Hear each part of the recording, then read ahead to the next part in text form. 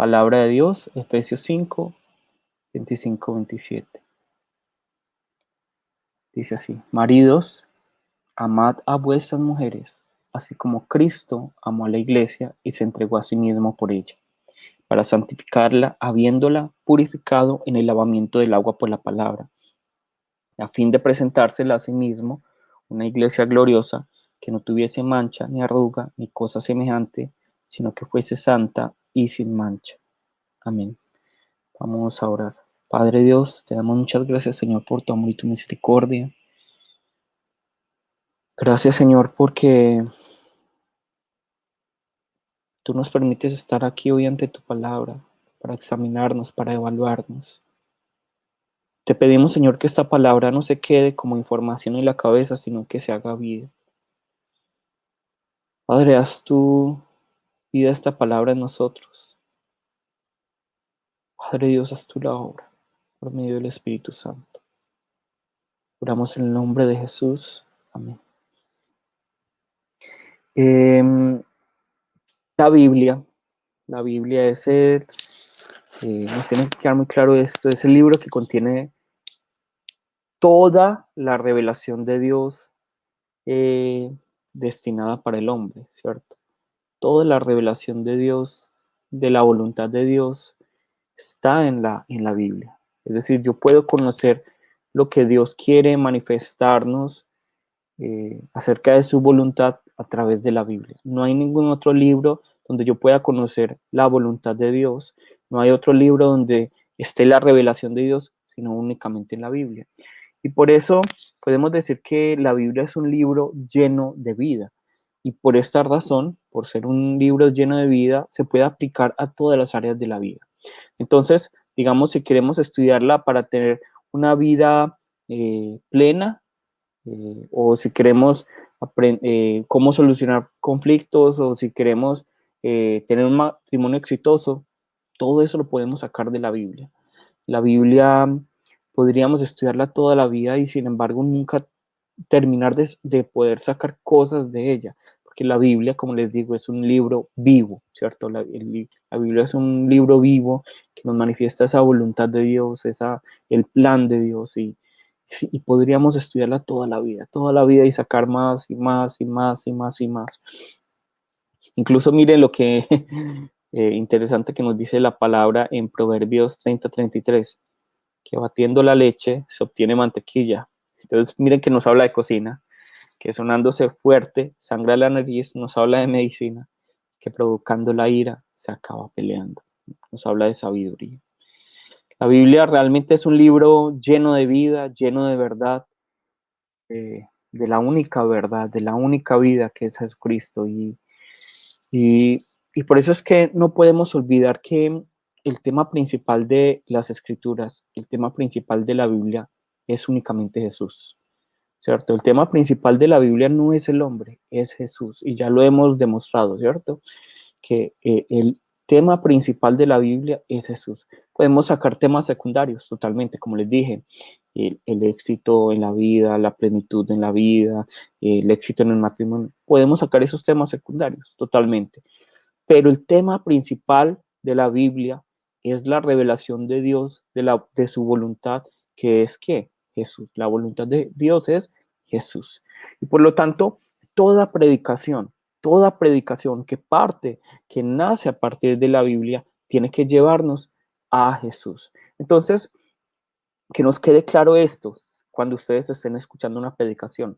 Una predicación no es buena porque nos haga reír o porque nos haga llorar, ¿cierto? Porque algunas personas dicen, qué excelente predicación, hoy me reí tanto, o ay, qué excelente predicación, lloré tanto, ¿cierto? Eso no es el punto para decir, ah, eso fue una buena predicación. Tampoco lo es que la gente califica muy bien esa predicación y por eso tiene muchos likes en YouTube. Eso tampoco es un buen estándar para decir, esta fue una buena predicación. Tampoco lo es porque esa predicación fue dada por X o Y pastor. Tampoco eso es el estándar para saber que es una buena predicación, ¿cierto? ¿Qué es una buena predicación? ¿Cómo saber que hay una predicación buena y correcta? Cuando la predicación me lleva a los pies de Cristo.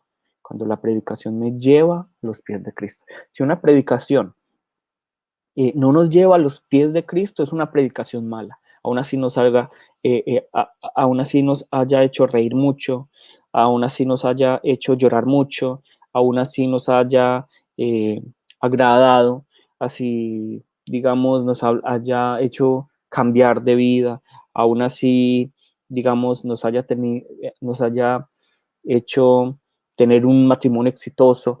Si esa predicación no nos lleva primeramente a los pies de Cristo, realmente no es una predicación buena ante los ojos de Dios, no es una predicación bíblica. Entonces, tengan siempre en cuenta esto. Cada vez que ustedes escuchen una predicación, la predicación ustedes tienen que evaluarla, no por quién da la predicación o por, digamos, la estructura de la predicación o por si me hace reír o no, ¿cierto? Sino si me lleva a los pies de Cristo, ¿cierto? Si me lleva a los pies de Cristo. Entonces, digamos que voy a predicar una cosa secundaria, digamos, voy a hablar acerca de la vida plena.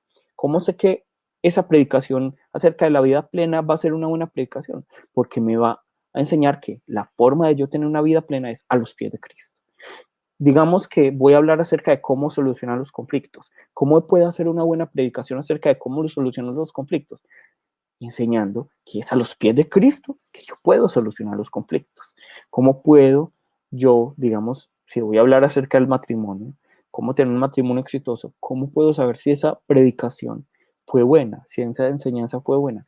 Si esa enseñanza me enseña que el éxito en el matrimonio se logra cuando el matrimonio está a los pies de Cristo. Entonces, una buena predicación, ya sea que ustedes escuchen una predicación mía o una predicación en otra iglesia, siempre evalúen. Esta predicación me está enseñando que yo debo depender de Cristo. Esta predicación me está enseñando que Jesucristo es el único de quien yo debo depender, a quien yo debo estar aferrado. Me lleva a los pies de Cristo, me lleva al arrepentimiento. Este tema me lleva a Cristo, o más bien me está diciendo, sí, es que tienes que lograr las cosas, tienes que hacer esto, tienes que hacer aquello, pero Jesús por ningún lugar. Esa es una mala predicación. Puede ser la iglesia más grande del mundo, con el mejor predicador, según los ojos de este mundo, pero si ese predicador no dice, tenemos que ir a Cristo, tenemos que llegar a Cristo, Jesucristo es la solución, tenemos que arrepentirnos. Entonces es una pésima predicación, ¿cierto? Entonces, pero puede ser la iglesia más pequeña, con el predicador que menos vocabulario pueda tener, pero si ese predicador dice esta verdad, tenemos que estar a los pies de Cristo, tenemos que arrepentirnos, tenemos que depender de Jesús, esa es la mejor predicación, ¿cierto? Esa es la mejor predicación, para que lo tengan en cuenta, ¿listo? Entonces, la semana pasada vimos que la historia de Adán no es simplemente la historia del primer hombre, sino que es la sombra del mejor y perfecto Adán, del mejor y perfecto hombre, que es ¿quién? Jesús. Y que por esa misma razón nosotros no podemos permanecer en el primer Adán, sino que debemos permanecer en el postrer Adán. No podemos permanecer en el primer Adán, sino en el segundo Adán. Porque el destino del primer Adán es la muerte, mientras que el destino del postrer o segundo Adán es la vida eterna. Ahora, si ya sabemos esto, que la historia de Adán nos habla acerca de Jesús, del mejor y perfecto Adán, que es Jesús, entonces les voy a preguntar a ustedes, ¿será entonces que la historia de Eva, la historia que encontramos en Génesis acerca de Eva, se refiere únicamente al origen de la mujer? ¿Será que se refiere a eso? ¿Será que se refiere a eso? Y para adelantarles, porque seguramente ya muchos lo sabrán, la respuesta es un rotundo no, ¿cierto? Es un rotundo no. Y para ello vamos a hablar un poco acerca de Eva, ¿cierto? Vamos a hablar un poco acerca de Eva, de su origen, que nos dice la palabra, y nos dice esto. Y dijo Jehová Dios, no es bueno que el hombre esté solo, le haré ayuda idónea para él.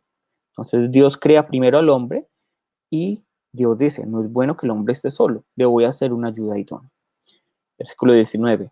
Jehová Dios formó, pues, de la tierra toda bestia del campo y toda ave de los cielos, y las trajo a Adán para que viese cómo las había de llamar. Y todo lo que Adán llamó a los animales vivientes, ese es su nombre. Y puso Adán nombre a toda bestia y ave de los cielos y a todo ganado del campo, mas para Adán no se halló ayuda idónea para él.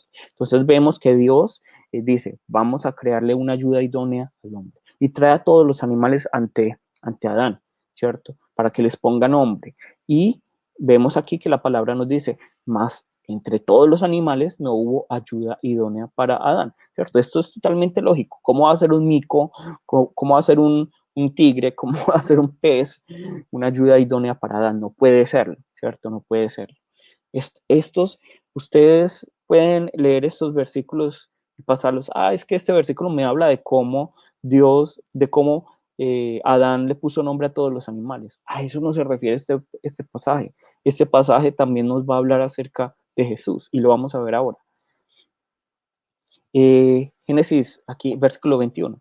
Entonces Jehová Dios hizo caer sueño profundo sobre Adán. Mientras éste dormía, tomó una de sus costillas y cerró la carne en su lugar. Y de la costilla que Jehová Dios tomó del hombre, hizo una mujer y la trajo al hombre. Dijo entonces Adán, esto es ahora hueso de mis huesos y carne de mi carne.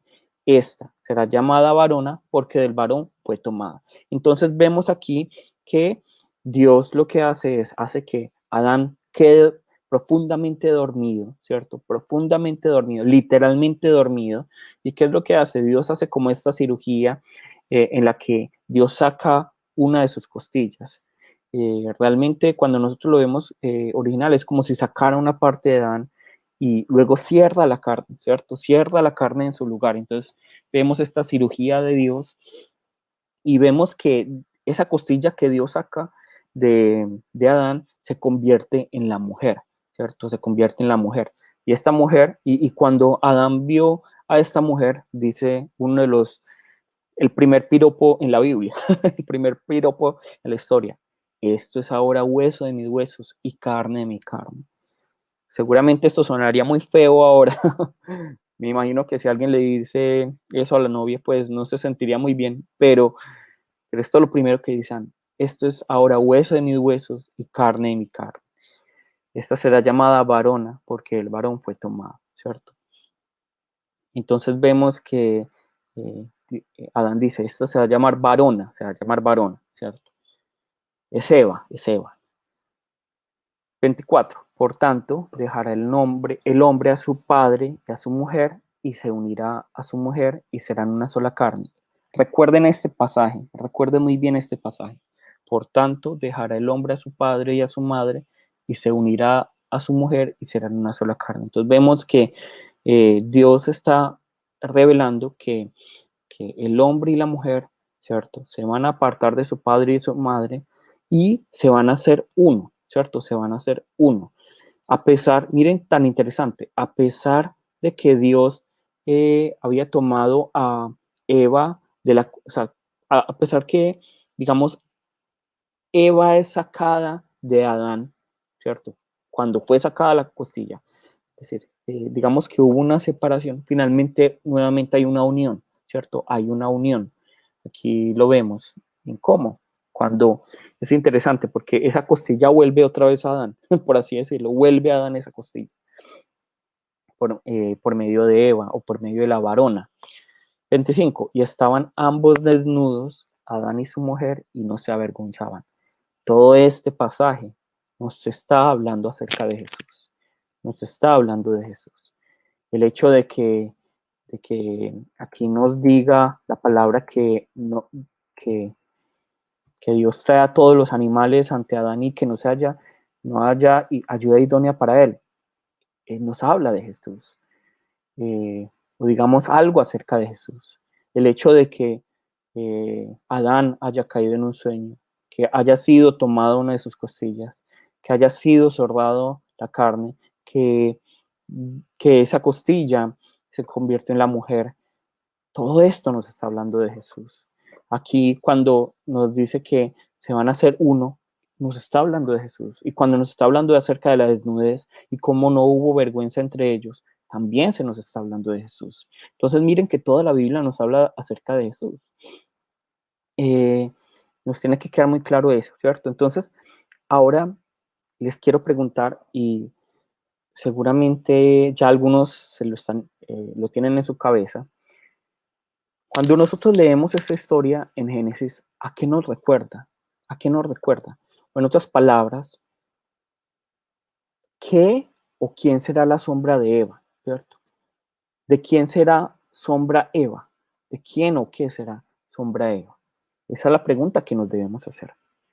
Voy a hacerles la pregunta de otra manera, con mucho cuidado, porque no es una terminología que encontremos en la Biblia, ¿cierto? No encontramos este término en la Biblia, pero es para que lo entendamos, ¿cierto? Es para que lo entendamos. Si Jesús es el postrer Adán, entonces, ¿quién es la postrer Eva? ¿Cierto? Si Jesús es el segundo Adán, ¿quién es la segunda Eva?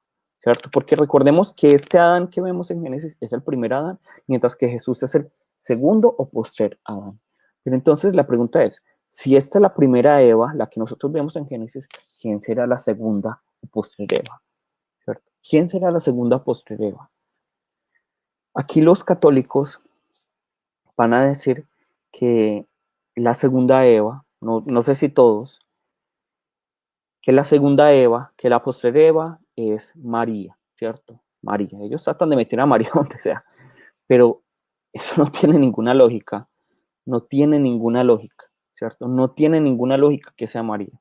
Porque entonces, si el postrer Adán es Jesús, si el postrer Adán es Jesús, entonces si Eva, si la segunda, digámoslo, o la postrer Eva es María, entonces, y nosotros vemos que va a haber, digamos, esta unión entre Adán, ese segundo, digamos, hubo la unidad entre el primer Adán y la primera Eva, ¿cierto? Y hubo este matrimonio. Entonces, si el segundo o postrer Adán es Jesús y la postrer o segunda Eva es María, eso no suena muy feo, no suena como incesto, ¿cierto? No le suena como incesto. Entonces, aquí es donde nosotros no podemos equivocarnos y no podemos creer todo lo que nos digan. Ah, es que en esta denominación me dicen esto o este pastor me dijo aquello, ¿cierto? Sino que debemos ver qué es lo que nos dice la Biblia, ¿cierto? Cómo podemos, utilizando lo que nos dice en Génesis, escudriñar las escrituras y encontrar la relación con lo que nos dice la Biblia. Entonces, si nosotros leemos Génesis aquí, sin ninguna duda, podemos decir, esto no es María, esto no es María, esto no es María, sino que más bien es la iglesia, la postrer Eva, digamos, la segunda Eva es la iglesia, es la iglesia, ¿listo? Es la iglesia. Entonces, veamos lo que nos dice Efesios 5, ¿cierto? Efesios 5. Maridos, amad a vuestras mujeres, así como Cristo amó a la iglesia y se entregó a sí mismo por ella, para santificarla, habiéndola purificado en el lavamiento del agua por la palabra, a fin de presentársela a sí mismo una iglesia gloriosa, que no tuviese mancha, ni arruga, ni cosa semejante, sino que fuese santa y sin mancha. Miren, aquí se nos está hablando con esta analogía del matrimonio, que Cristo es el esposo, que Cristo es el Adán y que la iglesia es la esposa. La iglesia es la Eva, ¿cierto? Vamos a continuar leyendo y se van a dar cuenta que incluso Pablo está pensando en Génesis 28. Así también los maridos deben amar a sus mujeres como a sus mismos cuerpos. El que ama a su mujer, a sí mismo se ama. Porque nadie aborreció jamás a su propia carne, sino que la sustenta y la cuida, como también Cristo a la iglesia, así como el esposo tiene que cuidar a la esposa, como Cristo cuida a la iglesia, porque somos miembros de su cuerpo, de su carne y de sus huesos. El 31. Miren lo que dice aquí. Por esto dejará el hombre a su padre y a su madre y se unirá a su mujer y los dos serán una sola carne. Grande es este misterio. Mas yo digo esto respecto de Cristo y de la iglesia, no, y de María, ¿cierto? Y no, entonces, por esto dejará el hombre a su padre y a su madre y se unirá a su mujer, y los dos serán una sola carne. Entonces, Jesús y María se van a volver una sola carne. qué aberración tan grande. Miren lo que nos está diciendo aquí la palabra. 32. Grande es este misterio, mas yo digo esto respecto de Cristo y de la iglesia. Cristo es el primer Adán y, por así decirlo, no encontramos este término en la palabra, pero es para que lo entendamos. Cristo es el postrer Adán, el segundo Adán, y la iglesia es la postrer Eva, la segunda Eva. Entonces, 33. Por lo demás, cada uno de vosotros ame también a su mujer como a sí mismo, y la mujer respete a su marido, ¿cierto? Y la mujer respete a su marido. Entonces, vemos aquí, eh, vemos aquí que la palabra es muy clara. La palabra es muy clara. Yo no sé por qué de pronto pensamos otras cosas, pero la palabra es muy clara. Aquí en Efesios 5 nos está hablando muy claramente que Pablo le está diciendo a la iglesia, los esposos deben ser muy buenos esposos. Los esposos tienen una carga muy grande. ¿Por qué? Porque deben amar como Cristo ama a la iglesia. Como Cristo. Entonces, obviamente aquí los hombres aprovechan de este versículo y dicen, sí, es que te tienes que sujetar a mí, es que me tienes que respetar. Pero miren dónde está la carga en este versículo. Miren dónde está la carga en este pasaje. Ese pasaje no es machista.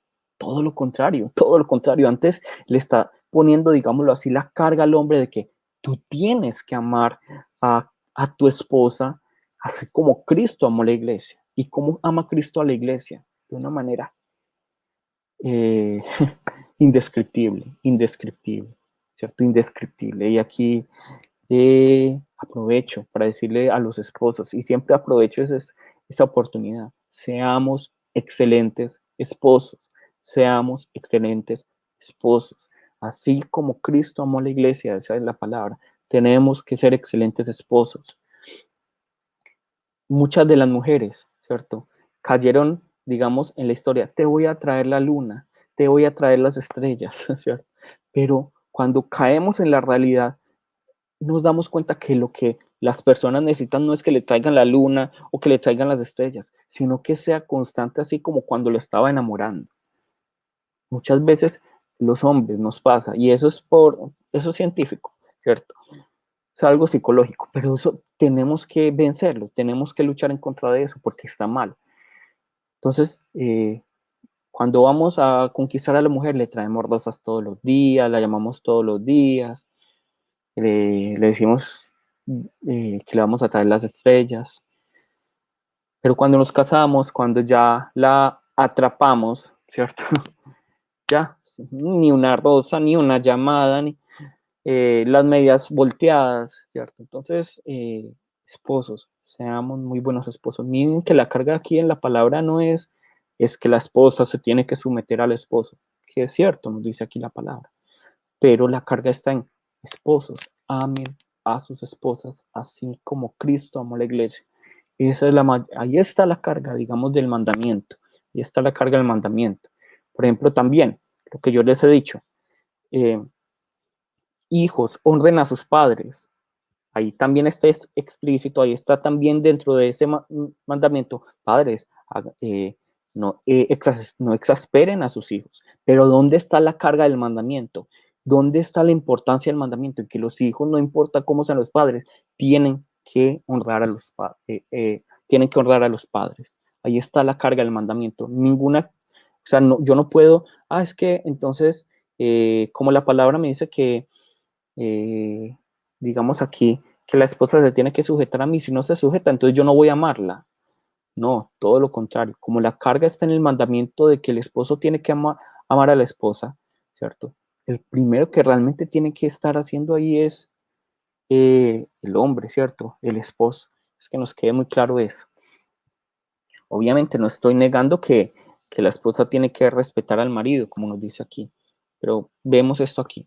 Pero Pablo nos está diciendo muy claramente que más que hablar del matrimonio, él nos está hablando acerca de Cristo y de la iglesia, el postrer Adán, y por así decirlo, para que lo entendamos, pero ya les dije que este término no está en la Biblia, esa postrer Eva, esa segunda Eva.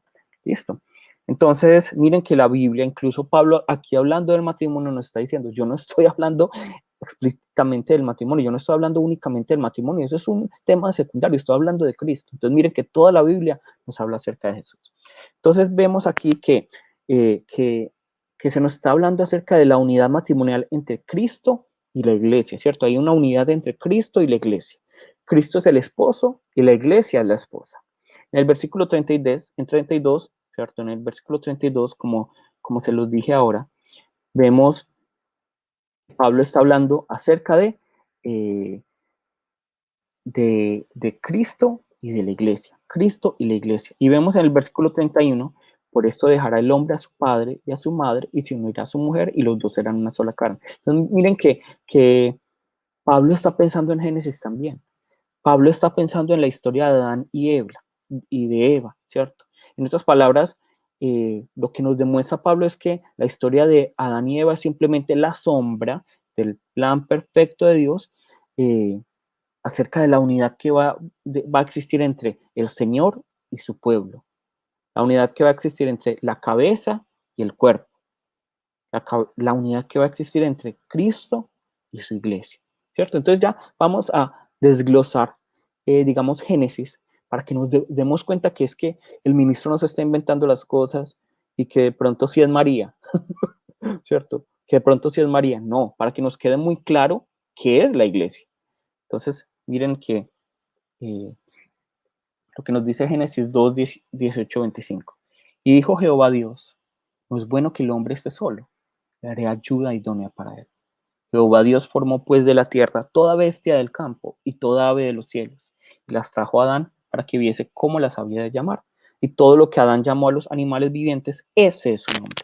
Y puso a Adán nombre a toda bestia y ave de los cielos y a todo ganado del campo, mas para Adán no se halló ayuda idónea para él. No se halló ayuda idónea para él. Entonces, mire, vemos aquí que Dios trae a todos los animales ante Adán, pero dice la palabra, y es muy clara, que, que no se halló ayuda idónea para Adán. No se halló, no se encontró ayuda idónea para él, ¿cierto? Esto es un reflejo, esto es un reflejo de que no hay ayuda idónea para Cristo. No hay ayuda idónea para Cristo entre la humanidad. Entre los hombres no hay ayuda idónea, porque no hay hombre justo ni perfecto en este mundo. No hay nadie que sea, digamos, digno de presentarse, de ser ayuda idónea para Cristo. No hay nadie apto para ser ayuda idónea para Cristo, ninguno de nosotros, porque somos pecadores, somos imperfectos, somos injustos, ¿cierto? Somos injustos. Entonces, miren que aquí la palabra, aunque nosotros vemos que es que es simplemente de los animales y de Adán, no, se nos está hablando de cómo para el postrer Adán, como para el segundo Adán, no se encuentra ayuda idónea. Entre los hombres, ¿cierto? No hay ayuda idónea. Pues, ¿cómo así? Entonces las bestias son los hombres. Podríamos decirlo, hombres sin pecado. Vemos cómo los seres humanos somos incluso a veces peores que las bestias. En coreano hay un dicho, es peor que un perro, ¿cierto? Es peor que un perro. Muchas personas, incluso uno ve peores que las bestias, porque incluso los perros, por lo general, son fieles, pero vemos que los seres humanos muchas veces ni siquiera son fieles, ¿cierto? Ni siquiera son fieles. Entonces, eh, pues si lo quisiéramos ver con los animales, pero el punto es que vemos aquí esta relación. Para Cristo no hay ayuda idónea en este mundo. Entre los hombres no hay ayuda idónea, ¿cierto? No hay nadie apto para hacer, digamos, eh, ayuda idónea para Cristo. Entonces, ¿qué es lo que se necesita aquí? ¿Qué es lo que se necesita? Que Dios obre, que sea Dios quien obre, porque entre los hombres nadie por sus propias fuerzas, ni por sus capacidades, ni por su santidad, ni por su, digamos, bondad, ni por su justicia, puede ser ayuda idónea para Dios, ¿cierto? No, nadie puede serlo. Entonces, por eso es que, digamos, imaginémonos que por un momento que Soda Stereo o Sandro, los que les gusta Sandro, Maná, Shakira, hicieran un concierto cristiano en la iglesia. ¿Acaso no sería bueno? Digamos que nosotros los contratamos a ellos y les decimos, vamos a cantar esas canciones en la iglesia. ¿No creen ustedes que eso sería beneficioso, digamos, viéndolo de una manera humana? Pero la palabra aquí nos está diciendo que para Dios eso no es ninguna diferencia, ¿cierto? Que por más capacidades que un ser humano tenga, por más bondad, por más justicia que tenga en este mundo, no puede ser ayuda idónea para Cristo, ¿cierto? ¿Por qué? Porque su interior está lleno de pecado, de injusticia. El problema del hombre es el pecado y por eso no puede ser ayuda idónea para Cristo, no puede tener relación con Dios, no puede tener relación con el Señor, ¿cierto? No puede tener relación. Y por eso es que si el hombre permanece en pecado, nunca puede ser ayuda idónea para Cristo. Y el problema más grande es que el hombre por sí mismo no puede solucionar ese problema de pecado. El hombre por sí mismo, aunque se esfuerce, aunque trate de ser justo, aunque trate de ser bueno, nunca puede ser ayuda idónea para Cristo. Así como entre los animales, por más que el mico se esforzara, por más que el elefante se esforzara, por más que el pez tratara de hablar, nunca iban a ser ayuda idónea para el primer Adán. De la misma manera, ninguno de nosotros puede ser ayuda idónea para Cristo por sí mismo, ¿cierto? Ninguno de nosotros, nadie. Pero miren lo que nos dice 21. Entonces Jehová Dios hizo caer sueño profundo sobre Adán. A algunos ya se les deben estar prendiendo los bombillos, ¿cierto? Entonces Jehová Dios hizo caer sueño profundo sobre Adán. Y mientras éste dormía, tomó una de sus costillas y cerró la carne en su lugar. Y de la costilla que Jehová Dios tomó del hombre, hizo una mujer y la trajo al hombre. Dijo entonces Adán, esto es ahora hueso de mis huesos y carne de mi carne. Esta será llamada varona, porque el varón fue tomado. Amén. Entonces, ¿qué es lo que hace aquí Dios con Adán? Vemos lo que nos cuenta Génesis. Dios hace que Adán caiga en un profundo sueño, que se quede dormido, ¿cierto? Que se quede dormido. Cuando él se duerme, toma una de sus costillas, cierra el lugar donde, ¿cierto? Miren que Dios no obra de manera, digamos, bueno, entonces yo tengo mi mano invisible y superpoderosa, entonces no tengo que abrir nada, simplemente saco la costilla. No, Dios abre, hace una cirugía, corta, saca costilla, cierra, ¿cierto? No, entonces miren que no es que, sí, voy a sacar, para que no creamos en cosas que no son. Entonces, miren lo que nos está diciendo. Dios toma una de sus costillas, cierra, y esa costilla eh, crea a la mujer, hace a la mujer. ¿A qué nos recuerda esto? ¿A qué nos recuerda eso? Y miren que ya seguramente a muchos ya les prendió el bombillo y dije, y claro, ¿por qué no vi esto? ¿Por qué no vi esto? Entonces, veamos aquí. El sueño profundo. El sueño profundo. Dios hace caer a Adán en un sueño profundo. ¿Qué nos recuerda esto? Nos debe recordar la muerte de Cristo. Nos debe recordar la muerte de Cristo. Pero ¿cómo así? Soñar, quedarse dormido es morir. Quedarse dormido es morir. En la Biblia, cuando nosotros, perdón, en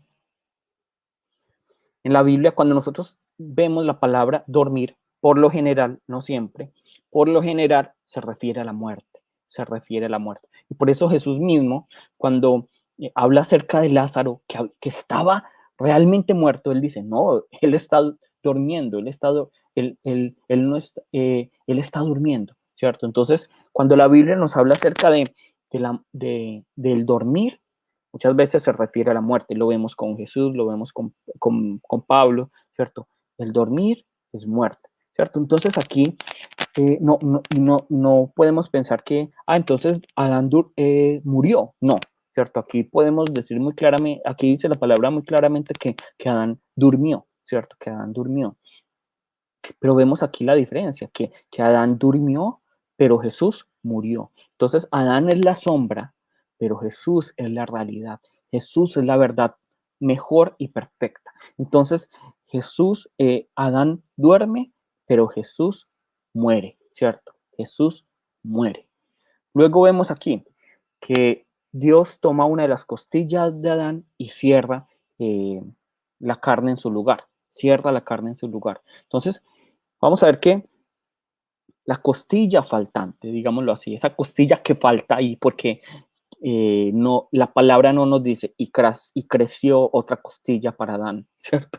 No nos dice eso, ¿cierto? Entonces vemos que la costilla faltante y la cicatriz que quedan luego de que Dios hace esta, por así decirlo, cirugía, nos tienen que recordar que las heridas de Cristo, las heridas de Cristo, las heridas de Cristo, donde quedaron, digamos, los huecos en las manos de Jesús, en los pies de Jesús, en el costado de Jesús. Eso no es que Jesús resucitó y eso se cubrió. No, quedaron ahí, ese hueco quedó, ese hueco quedó. Quedó hueco en la mano, quedó hueco en los pies, quedó hueco en el costado, ¿cierto? Quedó faltando. De la misma manera, nosotros vemos que en Adán queda faltando esa costilla y está esa cicatriz que nos van a recordar las heridas de Cristo. Entonces vemos que a la iglesia nace de la donación que Cristo hace de su propio cuerpo. Cristo está donando su cuerpo, su propio cuerpo. No es simplemente una simple costilla como Adán, sino que Cristo entrega todo su cuerpo. Y son esas múltiples heridas las que llevan finalmente a la muerte a Jesús, ¿cierto? Las que finalmente nos sanan a nosotros de esta enfermedad llamada pecado y nos hace iglesia. Es por las heridas de Cristo. Es por las heridas de Cristo. Así como por la herida de Adán nace la iglesia, por las heridas de Cristo nacemos nosotros. Nacemos nosotros, la iglesia. Y como lo vemos nosotros en el Evangelio de Juan, y ya se los había dicho, cuando Tomás duda acerca de Jesús, Jesús le dice, pon tu dedo aquí en el costado, pon tu dedo en el costado. Entonces, estas heridas que fueron para nuestra sanidad, para la sanidad de la mayor enfermedad que es el pecado, son las que producen el nacimiento de la iglesia. Son las que producen el nacimiento de la iglesia. Es el nacimiento de la iglesia. Y ahora pongamos nuestra atención en la costilla, ¿cierto? Ahora pongamos nuestra atención en la costilla. Miren lo que nos dice aquí, ¿cierto? Que la costilla fue tomada, fue hecha Eva, fue formada Eva. Miren que la palabra no nos dice que Dios formó a Eva desde el polvo, así como lo había hecho con Adán, sino que ella fue formada desde la costilla de Adán. Por así decirlo, podemos decir entonces que Eva es de la misma esencia de Adán. Y de la misma manera, nosotros debemos entender que todos nosotros, Jesús muere, es herido por nosotros. Y nosotros somos el producto de esa muerte. Nosotros somos el producto de todas esas heridas de Jesús. Nosotros somos el producto de esos clavos eh, que cruzaron las manos, los pies y esa lanza que atravesó el costado de Jesús. Nosotros somos el producto de eso. Así como Eva es el producto de cómo Adán entró en un profundo sueño, cómo fue tomada una costilla de él y cómo fue formada Eva de esas heridas, de esa herida de Adán, de esa herida de Adán. Y ahora nosotros como iglesia, así como Eva tiene la misma esencia, por así decirlo, de Adán, nosotros como iglesia tenemos, por así decirlo, la misma esencia de Jesús.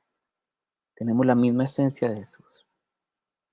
Nacemos de una misma voluntad. Porque miren lo que y recordemos que ya lo habíamos leído. Juan 1:13, los cuales no son engendrados de sangre, ni de voluntad de carne, ni de voluntad de varón, sino de Dios.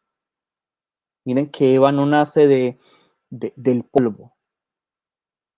Eva no nace de otra parte, ella nace de, de Adán. Ella sale de Adán.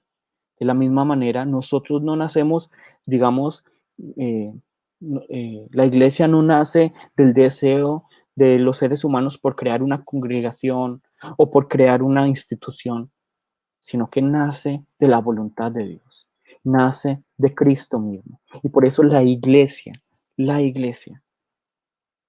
es parte de Jesús, es lo mismo que Jesús. Y por eso nosotros Somos herederos de Dios, pero coherederos con Cristo. La palabra nos dice muy claramente que el Espíritu Santo que obró en Jesús, ahora obra en nosotros. La misma voluntad que hizo que Jesús muriera es la misma voluntad que hoy nos mueve como iglesia. Entonces, la iglesia nace de la voluntad de Dios. Nace por las heridas y la muerte de Cristo. Y por esta razón, Cristo es la cabeza y la iglesia es el cuerpo. Cristo es el Señor y la iglesia es su pueblo. Cristo es el esposo y la iglesia es su esposa. Nosotros nacemos de Cristo. Nosotros salimos de Cristo, así como Eva salió de Adán. Miren lo que sigue. Por tanto, dejará el hombre a su padre y a su madre y se unirá a su mujer y serán una sola carne. Aquí se nos está diciendo, nosotros ya no estamos aparte de Cristo. Nosotros no estamos aparte de Cristo. Nosotros somos uno con Cristo.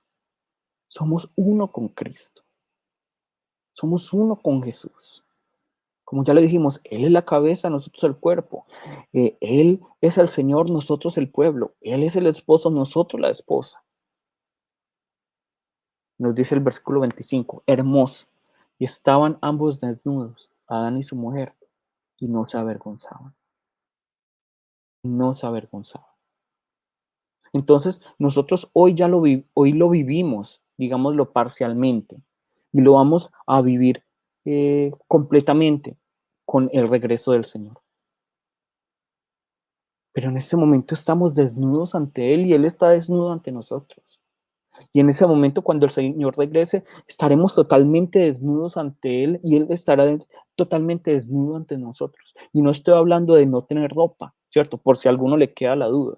No estoy hablando de no tener ropa, sino que me refiero a que no va a haber nada que se interponga entre Dios y nosotros, entre Jesús y nosotros, entre Cristo y nosotros.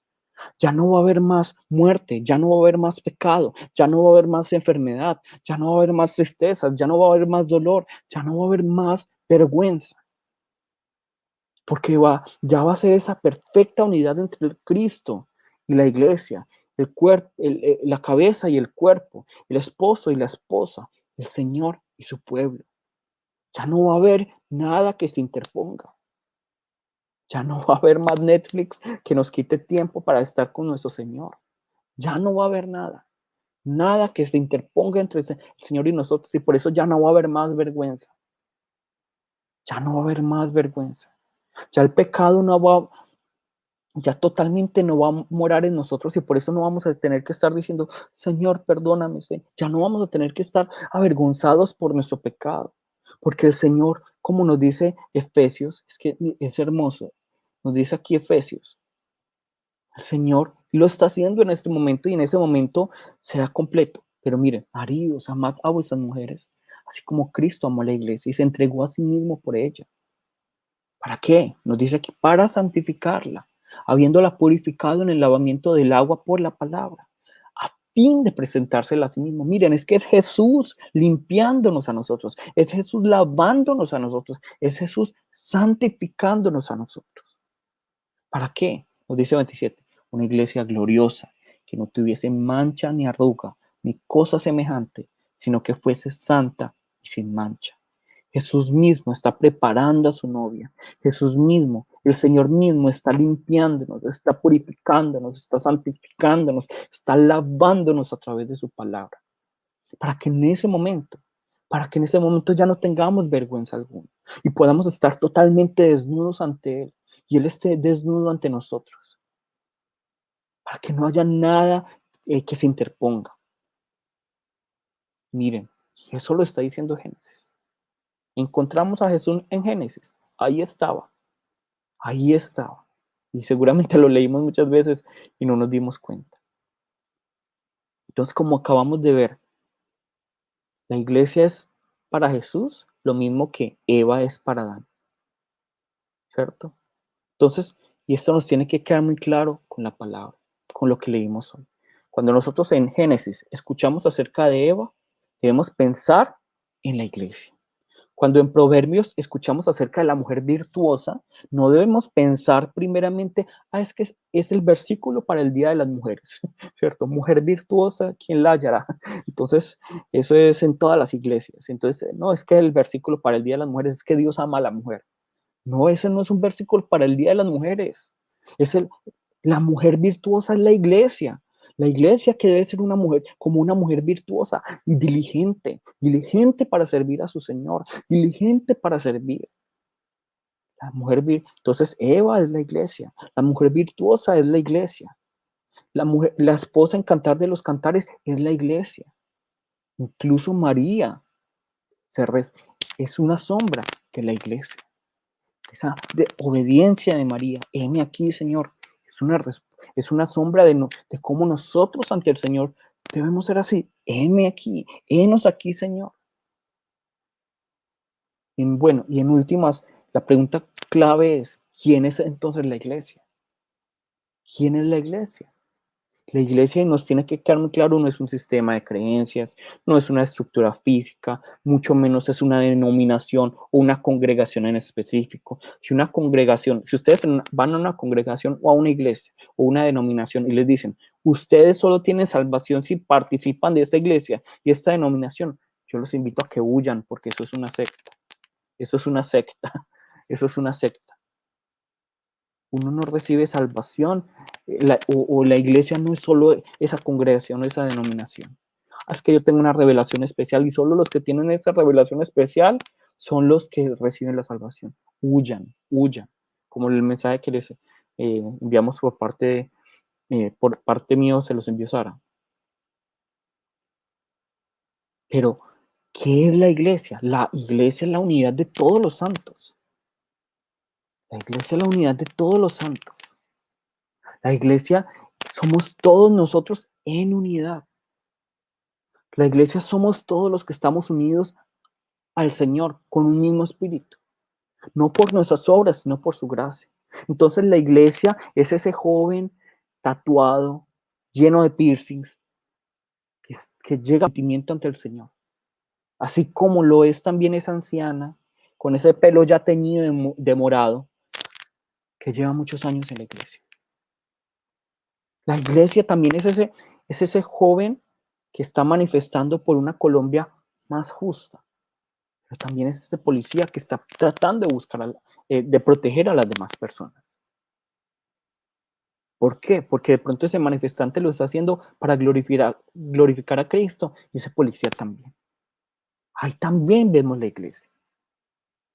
La iglesia también es ese hermano que me cae bien en la iglesia, pero también es ese hermano que me cae mal en la iglesia. Él también es iglesia. Aunque nosotros queramos decir que no, es que el que me cae mal porque me hizo daño, ese se merece el infierno, ese no es iglesia. Él también es iglesia. Esa persona también es iglesia. Todos los que están en Cristo son iglesia. Todos los que están en Cristo. Y como iglesia somos su pueblo, somos su cuerpo, somos su novia, somos su esposa. Y antes de continuar, para aclarar, porque sé que de pronto para algunos hombres debe sonar raro cuando decimos que somos la esposa de Cristo, somos la novia de Cristo, entonces seguramente muchos hombres se van a imaginar aquí con un vestido blanco y con maquillaje, ¿cierto? Pero no, cuando nosotros hablamos de que esposo y esposa, novio y novia, realmente debemos entender que se refiere en la Biblia más que a un hecho físico como de masculino y femenino, más bien se refiere a esa unidad que existe entre el esposo y la esposa, el novio y la novia, ¿cierto? A esa unidad, a esa intimidad, a eso se refiere, a eso se refiere. Entonces, cuando nos hablan acerca de las bodas, se está refiriendo es más bien, no tanto como una boda, un matrimonio, ¿cierto? Sino que se refiere más bien a que al fin va a llegar ese punto de unidad en que se va, digamos, oficializar, por así decirlo, ese matrimonio entre Cristo y su iglesia, esa unión, esa intimidad entre el Señor y su pueblo. Ya va a haber intimidad, ya va a haber unidad. A eso se refiere. Y es ahí donde nosotros tenemos que poner nuestra esperanza. Es ahí donde tiene que estar nuestro clamor. En esa esperanza en que el Señor se ha unido con su iglesia, con su cuerpo, con su pueblo, con nosotros. Entonces, para que nos quede claro eso, porque de pronto, si de pronto algunos se confunden, ¿ah? ¿Cómo así? Entonces, cuando dicen, yo soy la novia, entonces me voy a poner un velo en ese momento, ¿cierto? No, más bien es como la unidad, ¿cierto? Pero volviendo al tema, y ya para que concluyamos, debemos entender que la iglesia no es una persona, no es una denominación, no es una congregación en específico, sino que somos todos nosotros. Somos todos nosotros los que hacemos parte de la iglesia, todos los que estamos en Cristo, ¿cierto? Desde los lugares que el Señor nos ha puesto, somos iglesia. Y esto nos tiene que poner a reflexionar a cada uno de nosotros en cómo estamos viviendo nuestra vida de fe. Porque muchas veces creemos que el hermano que nos hizo daño no va a participar del reino de los cielos. El que nos hizo daño, el que nos cae mal, no va a participar del reino de los cielos, porque él no es cristiano, él no se merece el reino de los cielos. Mientras que uno sí lo hace, mientras que uno sí es digno, ¿cierto? Y esto lo que está reflejando es una, un falso Dios en el cual estamos creyendo, porque creemos muchas veces que Dios es el Dios que me perdona a mí, que siempre me da la razón a mí, pero que al otro lo va a condenar, que el otro no se merece. Ese es un Dios falso si estamos creyendo en un Dios que siempre me da la razón a mí. Ese es un Dios falso. Pero miren, la palabra nos muestra que finalmente la iglesia va a participar del reino de los cielos y se imaginan, es que yo me imagino la incomodidad que puede existir entre dos personas que se la llevan mal en el reino de los cielos. ¿Cómo se van a ver en las bodas del Cordero? Sí, Señor, se van a acercar a Jesús. Jesús, ay, yo no lo hubiera dejado entrar a él. Tú no viste lo que me hizo. Tú no viste. ¿Se imagina usted la vergüenza que se sentirá cuando el Señor nos muestra sus heridas en todo su cuerpo, causada por nuestras rebeliones, las rebeliones de cada uno, y nos pregunte, bueno, ¿y tú por qué no amaste? ¿Por qué no amaste a tu prójimo? Pero tú por qué no perdonaste a tu enemigo si yo te perdoné a ti? Hey, ¿tú por qué no serviste al pobre? ¿Por qué no serviste a la viuda? ¿Por qué no serviste al enfermo? ¿Por qué no serviste al necesitado si yo lo hice por ti? Todo lo contrario. Cuando nosotros entendemos que somos un cuerpo, si realmente hemos entendido de la predicación, si hemos entendido que todos nosotros, así como de Eva, de Adán fue sacado Eva, y que nosotros fuimos sacados de Jesús, íbamos a ser unidos con Jesús como iglesia. Entonces debemos entender que todos hacemos parte de un mismo cuerpo. Todos somos miembros de un mismo cuerpo, y si yo le hago daño al otro, y si yo condeno al otro, si yo critico al otro, si yo juzgo al otro, si yo no perdono al otro, si yo no amo al otro, si yo no sirvo al otro, finalmente a quién no estoy amando, a quién no estoy sirviendo, a quién no estoy perdonando, al cuerpo de Cristo, al cuerpo de Cristo, y estoy rasgando el cuerpo de Cristo, estoy rascando el cuerpo de Cristo. Y eso tiene que cambiar nuestra actitud ante la vida en la iglesia. Entender que, es que si yo amo, si yo sirvo, si yo perdono a mi prójimo, estoy sirviendo al Señor, estoy sirviendo a su cuerpo, lo hago. El que no entiende realmente esta palabra, no le importa, y rasga el cuerpo de Cristo, lo parte, que eso no ocurra con nosotros.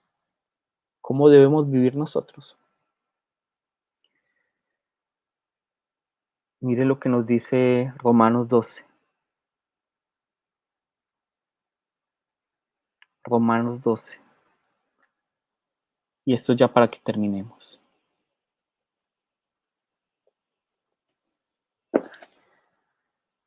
Leo esto y terminamos, listo. Es como debemos vivir nosotros, y se nos olvida tantas veces, y a mí me encanta personalmente este capítulo. Así que, hermanos, os ruego por las misericordias de Dios,